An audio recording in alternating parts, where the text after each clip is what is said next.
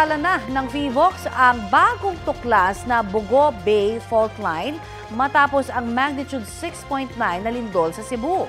Matapos ang halos isang linggo, hirap pa rin bumangon ang ilang apektadong residente. Balitang hatid ni Ian Cruz. Larawan ng matinding pinsala ng lindol ang dating paraiso ni Mang Robinson sa paanan ng bundok sa Sitio Tigib, Barangay Gaway-Gaway sa San Remigio, Cebu. Nang magka-landslide, tinangay ang bahay nila at ngayon di na mapuntahan.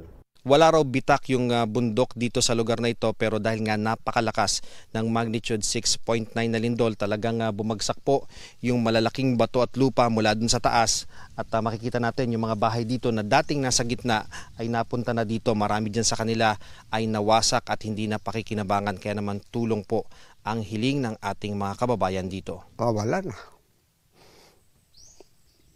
Paano wala tayong magawa?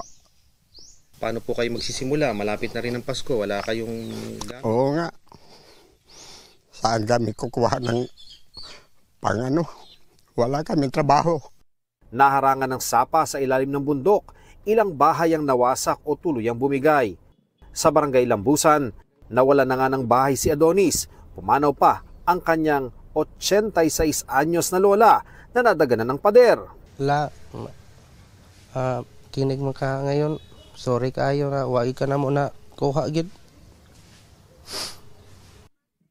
Problema pa sa San Remigio, ang mga sinkhole na sa huling bilang ng LGU ay mahigit 32 na. Cebu is made up of limestones. Yung limestones, nadidissolve yan and breaks easily kapag may ulan.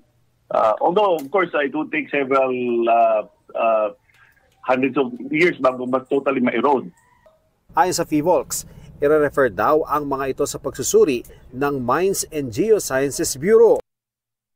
Sa bayan ng Tabuelan, walang patid ang paglabas sa pantala ng mga truck na may kargang relief goods. Ilang kabataan ang tumulong sa pamamahagi ng relief goods. Ang ilang organisasyon nakarating pa malapit sa natipak na bundok makapaghatid lang ng tulong. Ang kagawad ng Barangay Cantubaon na si Orlando Mendoyo Sr. nadaganan ng gumuho ang bagong gawa nilang bahay na ipinatayo ng anak na OFW. Ang mga kaanak magpapaskong wala ang kanilang padre de familia. Wala pa migini may bawo unsay among buhaton asa mi magsugod ana nga ulang-wala gyud 0-0 gyud. Ayon sa PHIVOLCS, patuloy ang kanilang verifikasyon sa bagong tuklas na fault na nagdulot ng lindol sa Cebu. Natagpuan ito sa Sitio Look, Barangay na Ilon sa Bogo. Ang tawag natin sa fault na to would be the Bogo Bay Fault. Una nilang namapa ang halos 200 meters, pero gumamit sila ng drone and they were able to see around 1.5 kilometers of ground fracture features. Ian Cruz nagbabalita para sa GMA Integrated News.